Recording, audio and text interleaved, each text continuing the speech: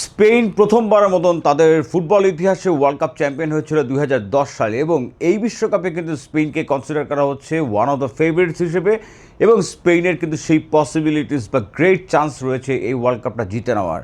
ফ্রান্সের পাশাপাশি যেই টিমটাকে সবথেকে বেশি ব্যালেন্সড এবং স্ট্রং ভাবা হচ্ছে সেটা কিন্তু স্পেন। তাদের স্কোয়াডের ব্যালেন্স এবং ডেপথ যেরকমভাবে রয়েছে, ডে লা ফুয়েন্তের এই স্পেনকে এবারে ওয়ার্ল্ড কাপে আবারও চমক দেখিয়ে বা ডিজার্ভিং ফেভারিট হিসেবে কি তারা এই ওয়ার্ল্ড কাপটা জিতে নিতে পারবে কিনা, তাদের স্কোয়াডের স্ট্রেংথ কোথায় রয়েছে, কে কে আছেন এবং কেন আছেন, কে নেই এবং কেন নেই, কাদের না থাকা নিয়ে বিতর্ক তৈরি হচ্ছে। এবং একটা ফ্যাক্ট কিন্তু সবাইকে চমকে দিয়েছে, সেটা হচ্ছে 1934 সালের পরে এই এতটা বছরে স্পেনের এই যে স্কোয়াডটা ঘোষণা করা হয়েছে সেখানে কিন্তু রিয়াল মাদ্রিদের কোনো প্লেয়ার নেই, যেখানে বার্সেলোনার আটজন প্লেয়ার রয়েছেন। সো সেইটা কিসের জন্য হয়েছে বা কেন সেটা হলো, সেখানে কি কোনো বায়াসড একটা কোনো ডিসিশন হয়েছে কিনা সেটা নিয়ে কিন্তু থাকবে আজকের এই ভিডিওতে আলোচনা। So without further edu let's get started. Spain কি এবারে ওয়ার্ল্ড কাপ জেতার one of the top contender?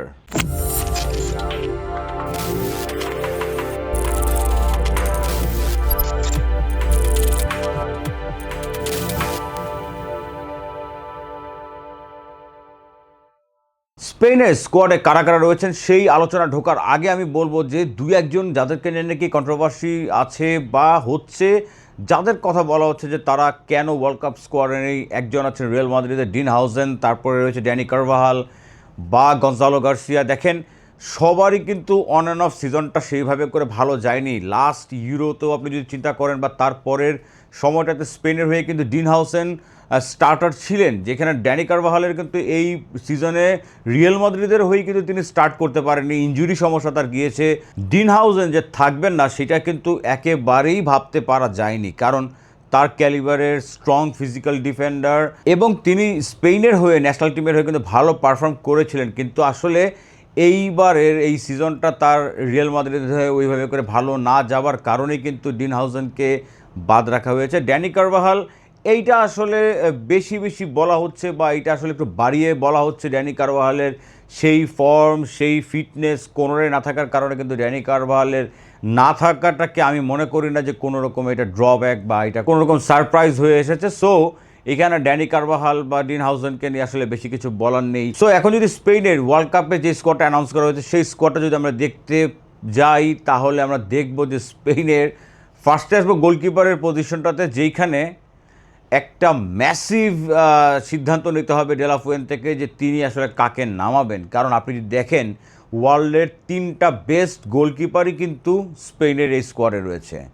আপনি যদি সেইভাবে করে বলেন, তাহলে যাকে কিনা ভাবা হচ্ছে বা যিনি কিনা ডে লা ফুয়েন্তের ফার্স্ট প্রায়োরিটি বা ফার্স্ট চয়েস বা পার্সোনাল ফেভারিটও যদি বলি, তার থেকে বরং বাকি দুইজন গোলকিপারের এইবারের সিজনটা সবথেকে বেশি ভালো কেটেছে। আপনি বলতে পারেন 19টা ক্লিনশিট নিয়ে এই সিজনের সবথেকে বা এই লাস্ট সিজনটাতে ওয়ার্ল্ডেরই বেস্ট গোলকিপার হচ্ছেন আর্সেনালের ডেভিড রায়া। ডেভিড রায়া কি স্টার্ট করতে পারবেন, যেখানে কিনা জোয়ান গার্সিয়া পর্যন্ত বসে রয়েছেন, যাকে কিনা যিনি লা লিগার বেস্ট প্লেয়ার হয়েছেন এবং যার কথা বলছি তিনি হচ্ছেন উনাই সিমন। উনাই সিমন কি এই দুইজনকে বিট করে তিনি হবেন স্টার্টার স্পেনের ওয়ার্ল্ড কাপের ম্যাচগুলোতে? কারণ একটা কথা কিন্তু বলতেই হবে যে এইখানে কিন্তু it's a very tough call. এটা আপনারাই বলে দেন যে আসলে স্পেনের ডে লা ফুয়েন্তে কাকে দিয়ে স্টার্ট করাবে। তবে আমি যদি যতটুকু স্পেনের খেলা ফলো করে বুঝতে পেরেছি যে ডে লা ফুয়েন্তের ফেভারিট যদি হয়ে থাকেন, তাহলে সেটা কিন্তু উনাই সিমন্স। আমার কাছে মনে হয় যে উনাই সিমনকেই তিনি প্রেফার করবেন এখানে ওভার ডেভিড রায়া অথবা জোয়ান গার্সিয়ার। ডিফেন্স লাইনটা নিয়ে কিন্তু অনেক কথা হচ্ছে। ডিফেন্ডার হিসেবে কারা কারা রয়েছেন যদি আমরা একটু দেখে নেই, ডিফেন্সে আমরা দেখতে পাচ্ছি বার্সেলোনার পাও কুবার্সি রয়েছেন, তারপর বায়ার্ন লেভারকুজেনের রয়েছেন আলেখান্দ্রো গ্রিমালদো, চেলসি রয়েছেন মার্ক কুকুরেলা, রয়েছেন অ্যাথলেটিকো ক্লাবের লাপোর্তে, রয়েছেন মার্ক পিউবিল অ্যাথলেটিকো মাদ্রিদের, এরিক গার্সিয়া রয়েছেন বার্সেলোনার, মার্কাস লরেন্তে রয়েছেন অ্যাথলেটিকো মাদ্রিদের এবং পেদ্রো পোরো টটেনহামের কিন্তু এই রাইট ব্যাককে কল করেছেন ডে লা ফুয়েন্তে। এইখানে সবথেকে ইন্টারেস্টিং যেই বিষয়টা আসতে পারে যে কেন মার্ক পিউবিল, কেন পেদ্রো পোরো, কেন এরিক গার্সিয়া। দেখেন, ডে লা ফুয়েন্তে সাইকোলজি যদি একটু বোঝার চেষ্টা করি, তাহলে আসলে এরিক গার্সিয়ার উপরে তিনি ভরসা করেছেন ওভার ডিন হাউজেন, অথবা যদি বলি যে সেইখানে তিনি যেই হয়তোবা ট্যাকটিক্যাল ভাবে বা ফর্ম বিবেচনা করে এরিক গার্সিয়াকে তিনি কল করেছেন। রাইট ব্যাকে কিন্তু পেদ্রো পোরোকে বা আপনি মার্ক পিবিলের কথা বলতে পারেন, মার্ক পিবিলে বা সেন্টার ব্যাকও খেলতে পারেন, বাট পেদ্রো পোরোর ইনক্লুশনটা কিন্তু ভালো হয়েছে, কারণ তিনি টটেনহামের হয়ে যেই টটেনহাম এইবারের সিজনটা বাজে কেটেছে, তারপরেও কিন্তু কয়েকজন যে প্লেয়ার এইবারে সিজনটাতে নজর কেড়েছেন বা ভালো পারফর্ম করতে পেরেছেন, তার ভিতরে কিন্তু একজন হচ্ছে পেদ্রো পোরো। এবং আপনি যদি দেখেন সেন্টার ব্যাকে কিন্তু পাও কুবার্সি বা লাপোর্তে কিন্তু ওয়ান অফ দ্য বেস্ট এই পুরো সিজনটাতে। আপনি যদি স্ট্যাটস মিলিয়ে দেখেন, পারফরমেন্স গ্রাফ মিলিয়ে দেখেন, তাহলে দেখবেন যে পাও কুবার্সির সাথে যে লাপোর্তের ইনক্লুশনটা কিন্তু কোনো রকম কোনো এখানে ডাউট থাকার কথা নয়। মার্কো কুরেলোরও কিন্তু ভালো সিজন কেটেছে, মার্কো কুরেলো থাকবেন। এবং সাথে আমি যদি বলি যে মিডফিল্ড লাইনটা, এইটা কিন্তু ওয়ান অফ দ্য বেস্ট। আপনি মানেন আর না মানেন, স্পেনের এই মিডফিল্ডটাতে যারা যারা রয়েছেন, আপনি বলতে পারেন যে অমুক নেই কেন তমুক নেই, কিন্তু আসলে কিন্তু ওই অর্থে বড় নাম কেউ বাদ যায়নি। যারা যারা আছেন তারা কিন্তু দুর্দান্ত ফর্মে রয়েছেন ম্যাক্সিমামই। বাট এখানে কন্ট্রোভার্সি কিছুটা আছে যে কয়েকজনের কিন্তু ইনজুরির কারণে আসলে কতটুকু তারা ফিট বা কতটুকু ফিট হয়ে ওই রকম পারফর্ম করতে পারবেন, সেইটা একটা কোয়েশ্চেনেবল থিং থেকে যাবে। বাট মিডফিল্ডে যারা রয়েছেন, আমরা যদি একটু দেখে আসছি যে মিডফিল্ডে কারা কারা রয়েছেন। মিডফিল্ডে রয়েছেন কিন্তু বার্সেলোনার Pedri, one of the best in the world. তারপরে রয়েছেন এই সদ্য চ্যাম্পিয়ন্স লিগ জেতা পিএসজির ফ্যাবিয়ান রুইজ, রয়েছেন আর্সেনালের মার্টিন জুবিমেন্ডি, রয়েছেন ম্যানচেস্টার সিটির রদ্রি, মিকেল মেরিনো রয়েছেন আর্সেনালের, অ্যালেক্স বায়ানা রয়েছেন অ্যাথলেটিকো মাদ্রিদের, গাভি রয়েছেন বার্সেলোনার। গাভির ইনক্লুশনটা নিয়ে কিন্তু কেউ কেউ কথা বলছেন, কারণ গাভি ইনজুরি থেকে ফিরেছেন। গাভির কিন্তু ওই রকম ভাবে তিনি স্টার্ট আসলে বার্সেলোনার হয়ে শেষ দিকে এসে তিনি করেছেন, তবে গাভির ইনজুরি কনসার্নটা কিন্তু ছিল পেদ্রিকে নিয়ে। আসলে পেদ্রি বা রদ্রিকে নিয়ে বলার কিছু নেই। যদি ওয়ার্ল্ডে এই মুহূর্তে বলতে পারেন যে বেস্ট বা টপ 2কে, তার মধ্যে কিন্তু পেদ্রির নাম চলেই আসবে। তিনি সব রকম পজিশনে তিনি কিন্তু পুরো খেলাটাকেই কন্ট্রোল করান, বা তার ভিশনেই কিন্তু খেলাটা কন্ট্রোল হয়। রদ্রি কিন্তু এইবারের আগের বার কিন্তু ব্যালন ডি'র উইনার তিনি ছিলেন, এবং সাথে কয়েকজনের নাম না বললেই না। পিএসজির হয়ে যে ফ্যাবিয়ান রুইজ এই সিজনটা দুর্দান্ত খেলেছেন। মিকেল মেরিনোর কথা বলতেই পারি, মিকেল মেরিনো কিন্তু আর্সেনালের হয়ে, বা মার্টিন জুবিমেন্দি।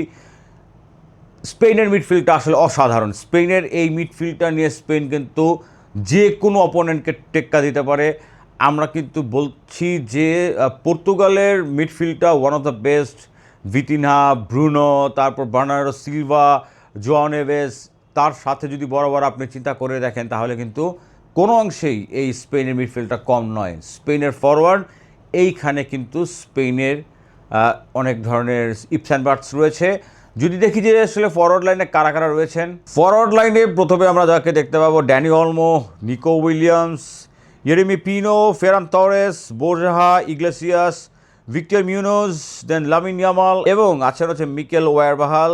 নিকো উইলিয়ামস, যে ইউরোতে নিকো উইলিয়ামসকে আমরা দেখতে পেয়েছিলাম লাস্ট ইউরোতে যখন কি স্পেন চ্যাম্পিয়ন হয়েছিল, সেই নিকোর সাথে এখনকার নিকোর কিন্তু অনেকটা ডিফারেন্স দেখা যাচ্ছে।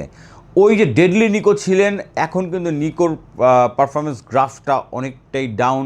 নিকো ইনজুরিতে পড়েছিলেন, ইনজুরির কারণে তিনি কিন্তু সেইভাবে করে এই সিজনে কোনো রকম উল্লেখযোগ্য পারফরমেন্স দেখাতেও পারেনি। তারপরেও নিকোর উপরে ভরসা রেখেছেন, তারপরও নিকোকে নিয়েই কিন্তু তিনি স্কোয়াডটা বানিয়েছেন। এখন উইংয়ে যদি নিকো আর এক উইংয়ে ধরেন যে লামিন ইয়ামাল, এই দুইজনের কম্বিনেশনটা কতটা ডেডলি হতে পারে সেটা কিন্তু আমরা লাস্ট ইউরোতে দেখতে পেয়েছিলাম।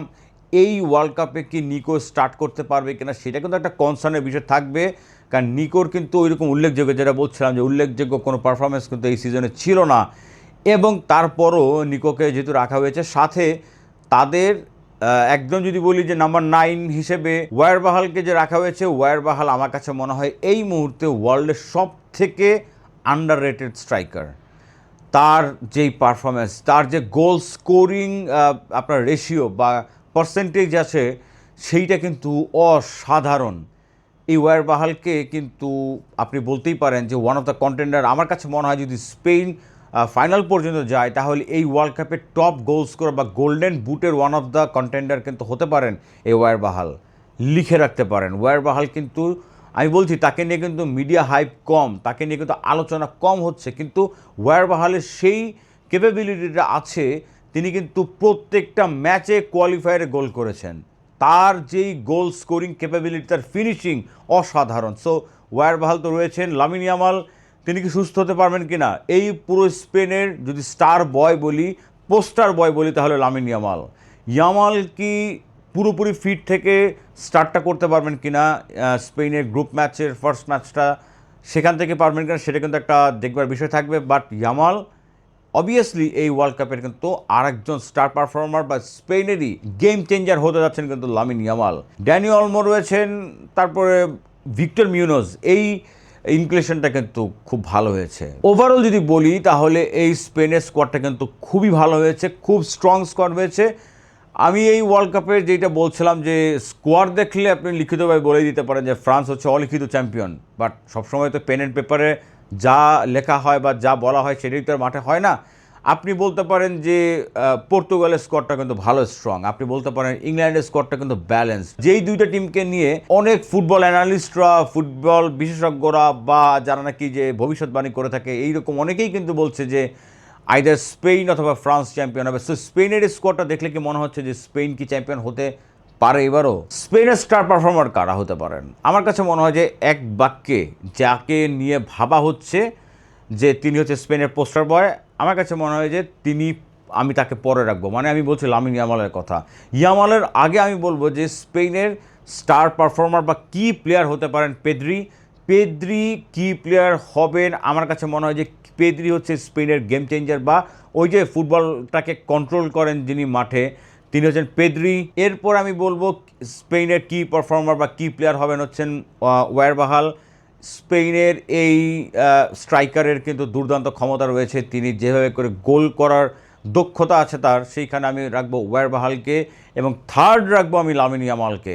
সো এই স্কোয়াডের ভিতরে আপনার কাছে কী মনে হয় যে দুর্বলতা কোথায়? স্পেসিফিকভাবে যদি বলি তাহলে আসলে এই স্পেসিফিক কোনো এরিয়াতে আসলে উইকনেস না খুঁজে পেলেও কয়েকজন বা অনেকজন প্লেয়ারের কিন্তু ইনজুরি কনসার্ন বা ফুললি ফিট না হয়ে আসাটাই হয়তো বা তাদের উইকনেস। তাছাড়া যদি ফুল ফিট স্পেন এই স্কোয়াডটা নিয়ে নামে ওয়ার্ল্ড কাপে, তাহলে এই স্কোয়াডের ভেতর থেকে কিন্তু উইকনেস খুঁজে পাওয়াটা ইটস ভেরি ডিফিকাল্ট। সো আমার কাছে মনে হয় যে Spain is one of the favourites obviously this time to win the world cup, but আমি স্পেনকে দেখছি সেমিফাইনালিস্ট হিসেবে। তাদের উপরে আমি ফ্রান্সকে রাখবো। ফাইনালিস্ট স্পেন নাও যেতে পারে, তবে দেখার বিষয় থাকবে যে আমাকে ভুল প্রমাণ করে দিয়ে স্পেন কি ফাইনালে যেতে পারে কি না। আজকের এই ভিডিওটা আপনাদের কাছে যদি ভালো লেগে থাকে তাহলে অবশ্যই আমার এই চ্যানেলটাকে সাবস্ক্রাইব করে দিবেন এবং ফেসবুক পেজটাকে ফলো করে দিবেন। সবাই ভালো থাকবেন, দেখা হবে নেক্সট কোনো ভিডিওতে। আল্লাহ হাফেজ।